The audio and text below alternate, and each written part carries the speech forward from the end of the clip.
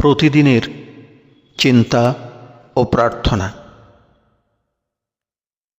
13ই August.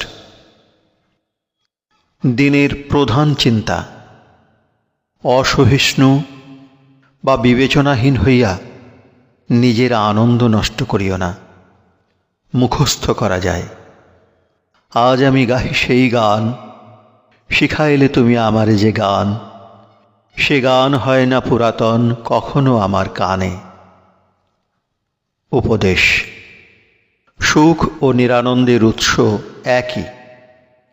আমরা নিজেদের এমন অসংযত এবং অযোগ্য করিতে পারি যে ভালো সুযোগ সুবিধা যখন আসে তখন তাহার মর্যাদা রাখিতে পারি না।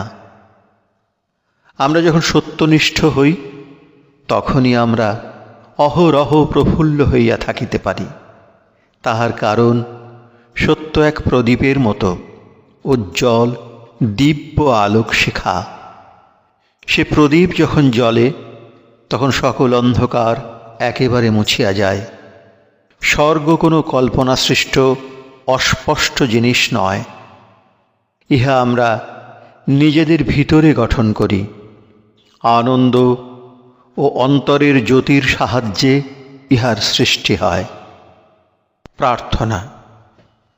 ওহে সর্বভূতে বিরাজিত প্রভু, তুমি আমাকে যত্নে রাখিয়াছ এবং আমাকে পরিচালনা করিতেছ, ইহা যেন আমি অনুভব করিতে পারি। তোমার আবির্ভাবের অনুভূতি আমার কাছে এমন সুস্পষ্ট হোক যে আমি যেন আমার সকল বিশ্রাম ও শক্তি তোমার কাছেই পাই। আমি যেন তোমার আলোতেই বিচরণ করি, কখনো যেন আমি মুখ ফিরাইয়া অন্ধকারের দিকে না তাকাই।